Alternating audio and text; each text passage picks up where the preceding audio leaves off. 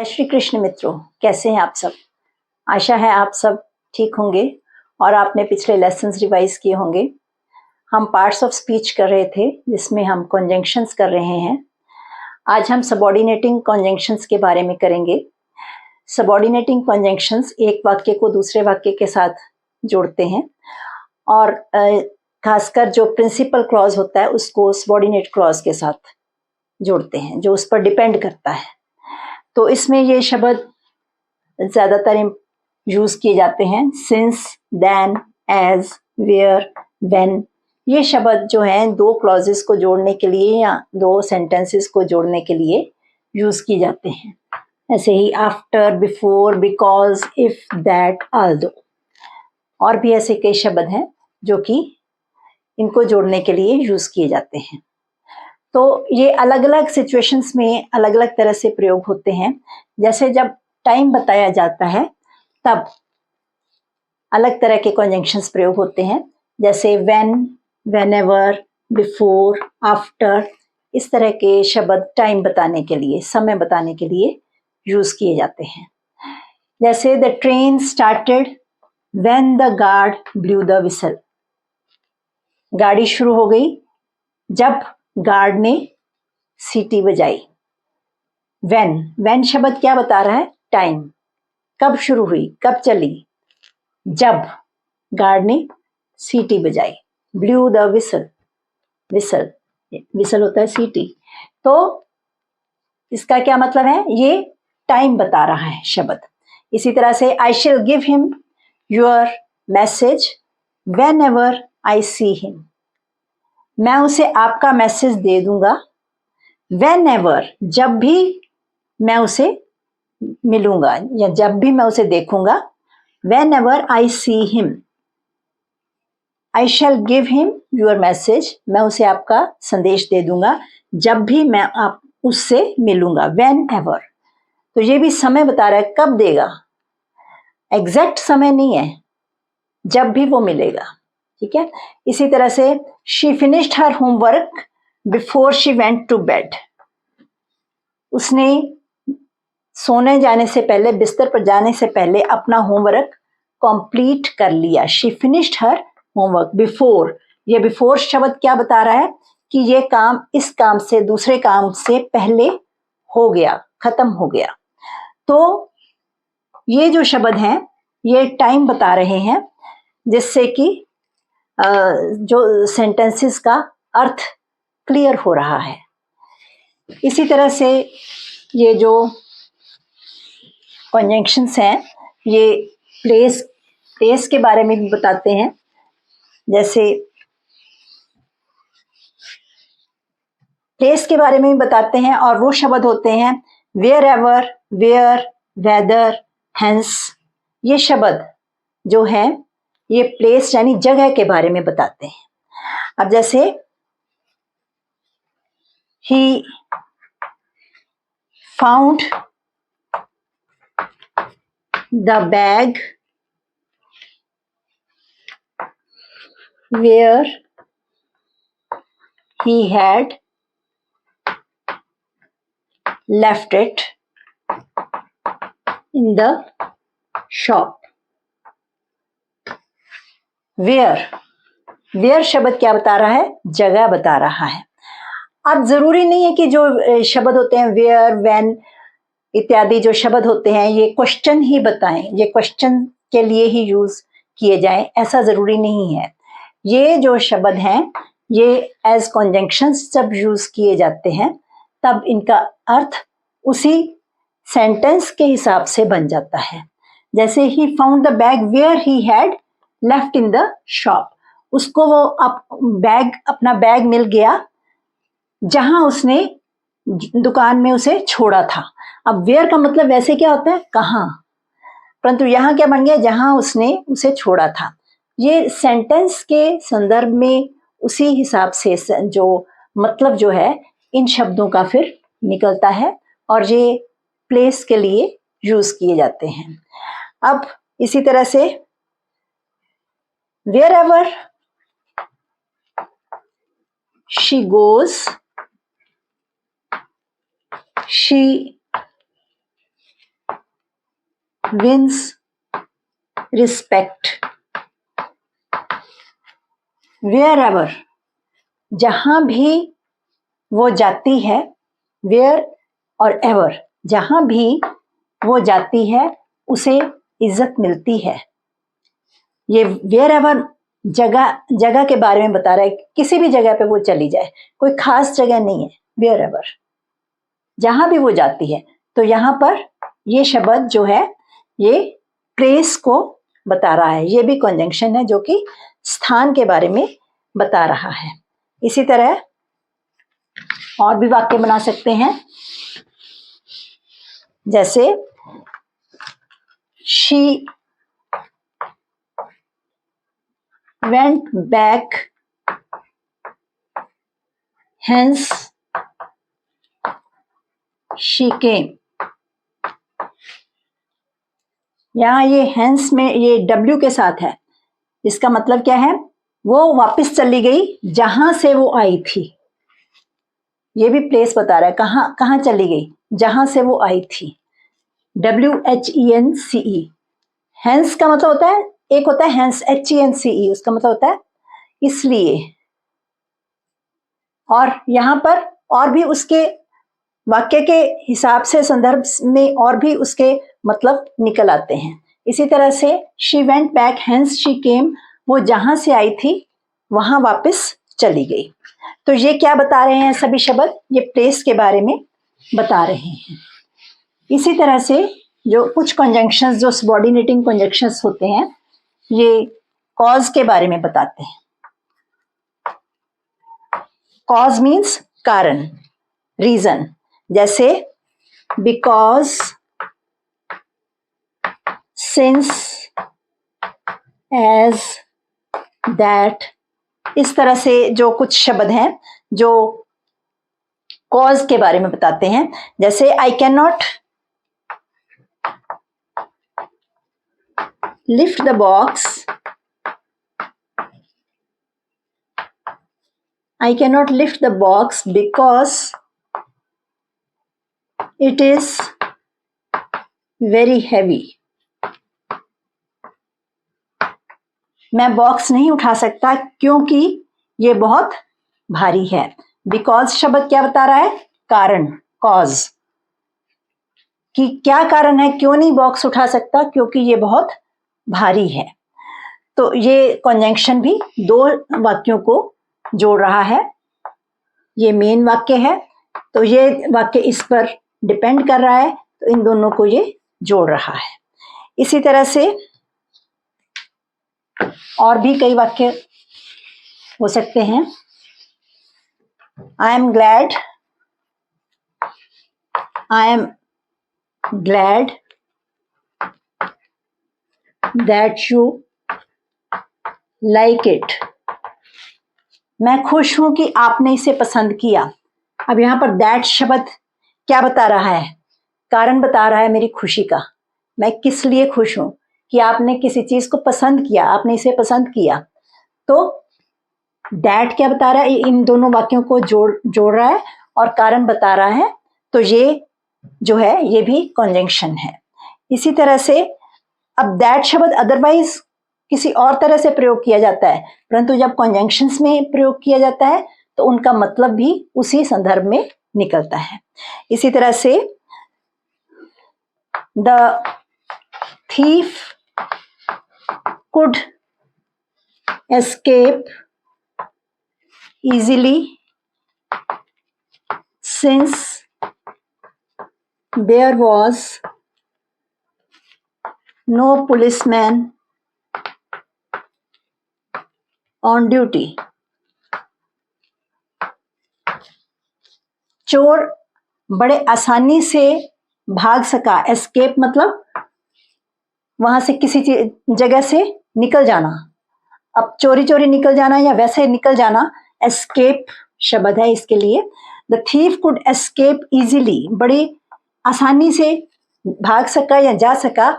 Since, अब ये since शब्द जो है ये क्या बता रहा है, कारण बता रहा है, क्यों भाग सका, क्यों जा सका, क्योंकि since there was no policeman on duty, क्योंकि ड्यूटी पर कोई पुलिस वाला नहीं था।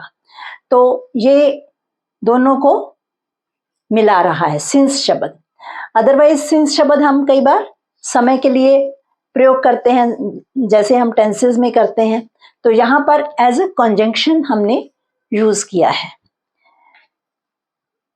इसी तरह से जो कुछ जो कंजंक्शंस हैं वो रिजल्ट बताने के लिए भी प्रयोग किए जाते हैं।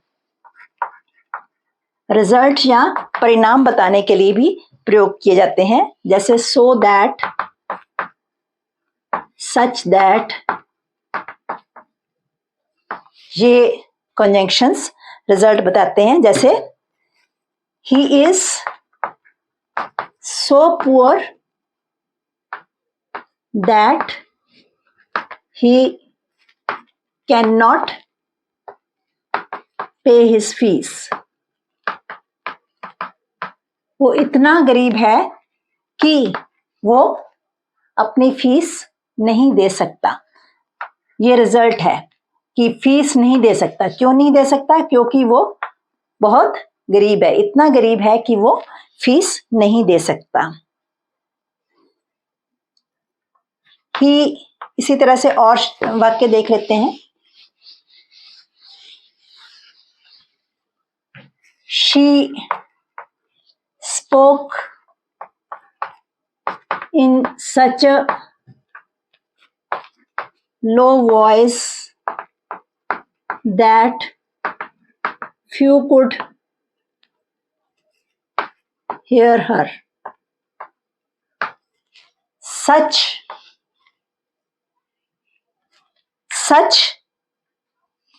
और that, वो इतनी धीरे बोली, सच अ लो वॉइस, वो इतनी धीरे से बोली, that few could hear her, कि बहुत कम लोग उसे सुन सके।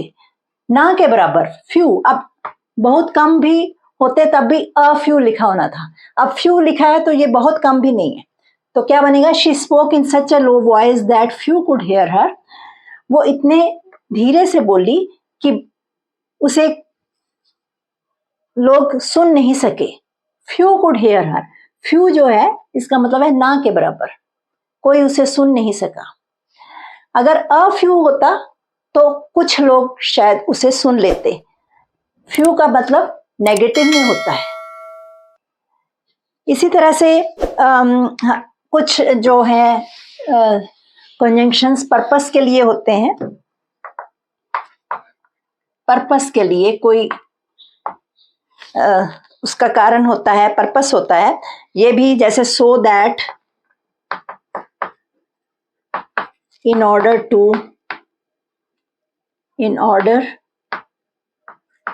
टू, इस तरह के शब्द जो है प्रयोग किए जाते हैं। या इन ऑर्डर दैट, कुछ भी लिख सकते हैं। ही इज वर्किंग हार्ड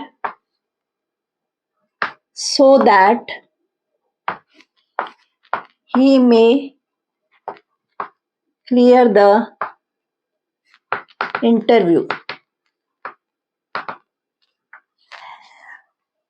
वो मेहनत कर रहा है so that, ताकि वो इंटरव्यू क्लियर कर सके, इंटरव्यू में वो सफल हो सके। तो यहां पर उसका पर्पस क्या है, उसका एम क्या है? इंटरव्यू क्लियर करना। उसके लिए वो क्या कर रहा है? He is working hard. ठीक है, इसी तरह से और भी वाक्य बना सकते हैं। He was walking carefully lest he should slip. वो बड़े ध्यान से चल रहा था ताकि वो फिसल ना जाए। लेस्ट ही शुड स्लिप, ताकि उसका पर्पस क्या था ध्यान से चलने का? हम चलते हैं, कई बार ध्यान नहीं होता और हमारा पैर फिसल जाता है, तो वो इसलिए चल रहा था ताकि वो, स्लिप मीन्स फिसल ना जाए। तो ये लेस्ट शब्द है जो कि इन दोनों को मिला रहा है। इसी तरह से कंडीशंस होती हैं, जैसे कंडीशन बताते हैं कुछ कंजंक्शंस। कंडीशन मीन्स कोई शर्त बताते हैं, जैसे इसमें कौन से यूज होते हैं कंडीशन के लिए? इफ प्रोवाइडेड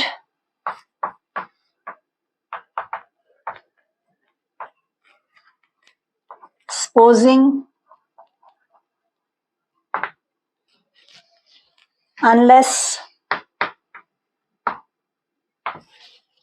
इसी तरह से कुछ कंजंक्शंस कंडीशंस बताते हैं जिनमें इफ, प्रोवाइडेड, सपोजिंग, अनलेस इस तरह के शब्द प्रयोग होते हैं। You will catch the train if you go now. आप गाड़ी को पकड़ लेंगे यदि, इफ मतलब यदि आप अभी जाते हैं। You will catch the train if you go now. तो इफ शब्द जो है ये दोनों वाक्यों को जोड़ रहा है और एक क्लियर इनकी सेंस निकल रही है। इसी तरह से you will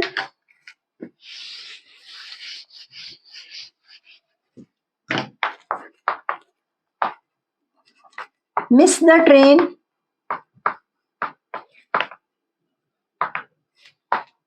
unless you walk fast.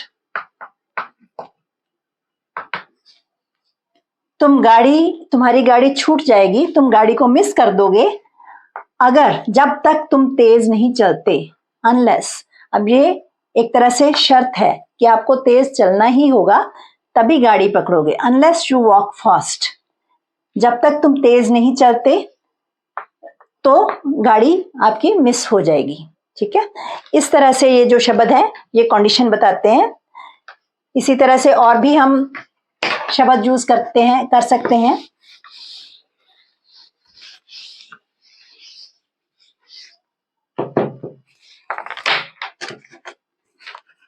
I shall go there. I shall go there provided you come with me.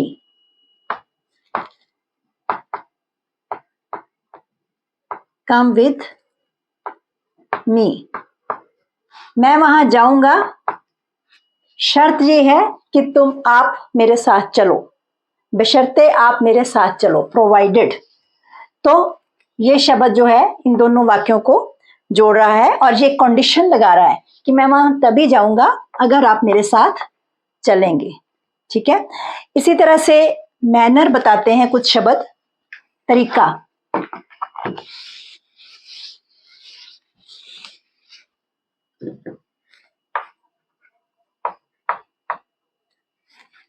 कुछ शब्द मैनर बताते हैं यानी तरीका। एज इफ,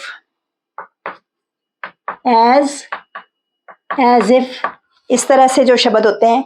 एज, सो,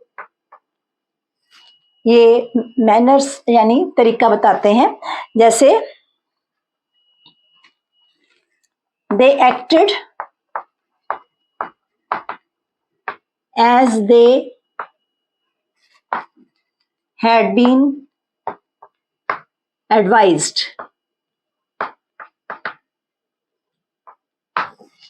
उन्होंने वैसे ही एक्टिंग की जैसे उन्हें सलाह दी गई थी। उन्होंने वैसे ही काम किया जैसे उन्हें सलाह दी गई थी। एज, ये क्या बता रहा है? तरीका। उन्होंने कैसे काम किया?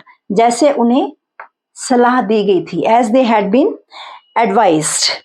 इसी तरह से she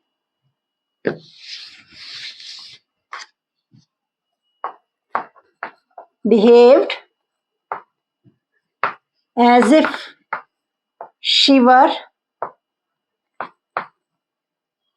angry.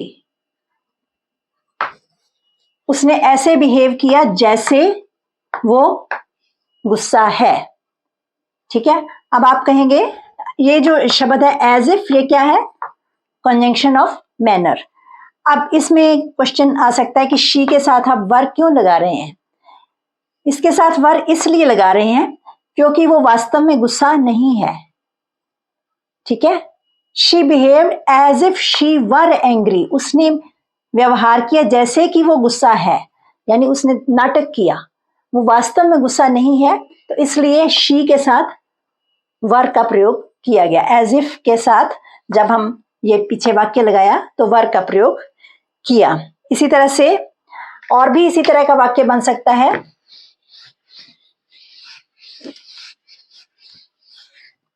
He walks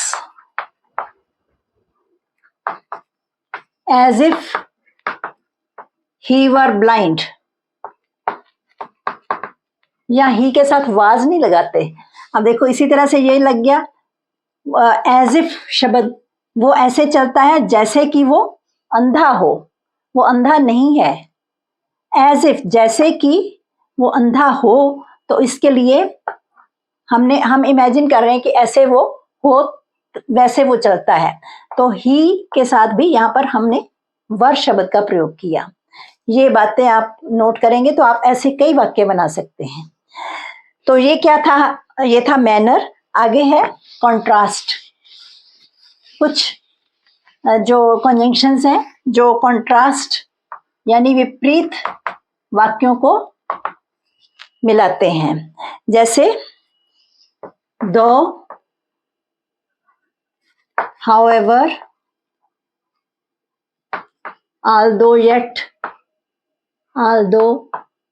yet, ये शब्द जो है कॉन्ट्रास्ट यानी विपरीत वाक्यों को मिलाते हैं।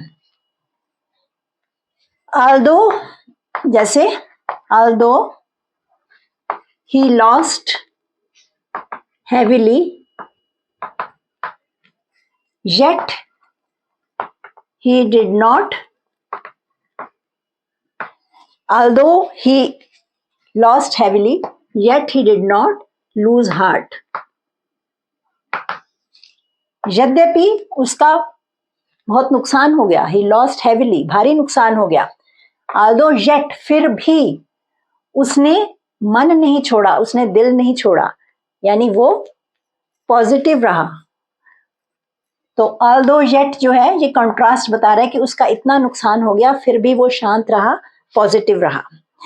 इसी तरह से और भी वाक्य कह सकते हैं। You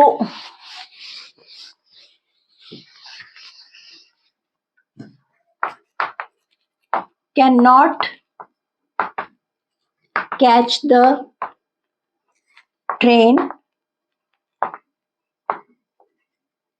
however fast you may run। इसका क्या मतलब है? आप गाड़ी नहीं पकड़ सकते जितना भी तेज भाग लो। however, ठीक है, इसके कई अब सेंटेंस के हिसाब से मतलब निकल रहा है। however ये कॉन्ट्रास्ट बता रहा है कि आप जितना भी तेज भाग लो, इसके अलग अलग सेंटेंसेस में अलग अलग तरह से मतलब बन सकते हैं। तो यहाँ पर क्या बनेगा? ये दो वाक्यों को जोड़ रहा है however शब्द, जो कि कॉन्ट्रास्ट के वाक्य हैं, एक दूसरे के विपरीत वाक्य हैं। इसी तरह से कंपैरिजन भी कुछ कंजंक्शंस बताते हैं जो सबऑर्डिनेटिंग कंजंक्शंस हैं, ये कंपैरिजन भी बताते हैं। कंपैरिजन यानी तुलना। कंपैरिजन बताते हैं एज,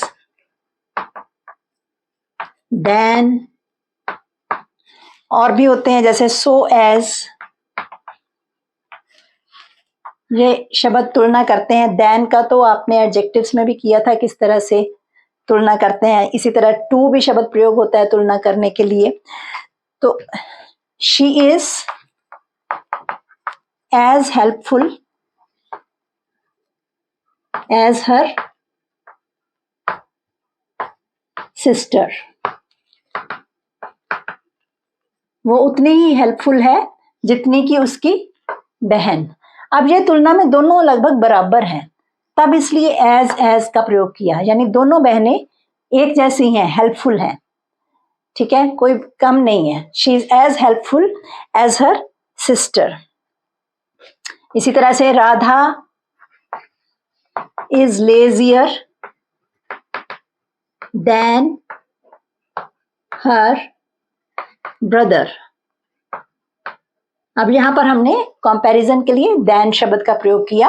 राधा अपने भाई से ज्यादा सुस्त है, लेजियर, ये कंपैरेटिव डिग्री का हमने प्रयोग किया, देन लगाया साथ में, तो ये कंपैरिजन बताते हैं। इसी तरह से और भी वाक्य आप बना सकते हैं। ये छोटे छोटे वाक्य बनाएंगे उतना ही आपको अच्छी प्रैक्टिस होगी।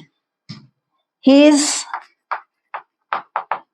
Not so innocent as you think. So as, वो इतना भोला नहीं है जितना आप सोचते हैं, या एज ही अपीयर्स, इस तरह से भी कह सकते हैं, एज यू थिंक या एज ही अपीयर्स। वो इतना भोला नहीं है जितना वो दिखाई देता है, ठीक है। तो ये भी शब्द कंपैरिजन कर रहा है कि दिखाई कुछ और देता है और वास्तव में वो कुछ और है। इस तरह से हम अलग अलग तरह के वाक्य बना सकते हैं और कॉन्जंक्शंस की प्रैक्टिस कर सकते हैं। अब इसमें कुछ हमें बातों का ध्यान भी रखना चाहिए। जैसे ये वाक्य है, unless you have courage, unless you have courage you can not achieve anything, achieve anything. अब यहां पर अनलेस जो है ये क्या है, कंजंक्शन है। अब अनलेस यू हैव करेज, जब तक कि आप में साहस नहीं है आप कुछ भी अचीव नहीं कर सकते, कुछ भी पा नहीं सकते। अब इसमें कुछ स्टूडेंट्स जो होते हैं वो क्या करते हैं, unless you don't have courage लिख देते हैं। अनलेस के साथ नॉट नहीं लगाना, unless you have courage, unless के साथ नॉट नहीं लगाना, क्योंकि ये नेगेटिव में इसका मतलब निकलता है, ठीक है। तो जब आप इसके साथ लिख देंगे unless you don't have courage, कि आप में जब तक साहस नहीं है तो डोंट लगाना है, तो वो गलत हो जाएगा। इसी में नेगेटिव सेंस है, जब तक कि आप में साहस नहीं है। इस वाक्य में ये वाक्य नेगेटिव है, बेशक यहाँ नॉट नहीं लगा, यहां पर लगा आगे, you can not achieve anything. जब तक आप में साहस नहीं है आप कुछ भी अचीव नहीं कर सकते। इस तरह से ये छोटी छोटी गलतियां कर देते हैं, वो भी ध्यान देना होगा कि किन शब्दों के साथ नॉट लगाना है, कैसे नहीं लगाना। अनलेस वाले वाक्यों में नॉट नहीं लगाते हैं। इसी तरह से supposing he comes, what will he do, what will he do. Supposing, मान लो वो आ जाता है, वो क्या करेगा। अब यहां पर हम सपोजिंग जो कंजंक्शन का इस्तेमाल कर रहे हैं, supposing he comes, what will he do, वो क्या करेगा। अब कुछ स्टूडेंट्स होते हैं वो सपोजिंग के साथ इफ भी लगा देते हैं, क्योंकि सपोजिंग इसका भी मतलब यदि है, इफ का मतलब भी यदि है, तो वो दोनों ही लगा देते हैं। तो यहां पर एक ही शब्द हम प्रयोग करेंगे, सपोजिंग ही कम्स, ठीक है, मान लो वो आ जाता है, व्हाट विल ही डू, वो क्या करेगा। तो दोनों शब्दों का इकट्ठे प्रयोग नहीं करना है। इसी तरह से और भी हम कुछ वाक्य देख सकते हैं, जैसे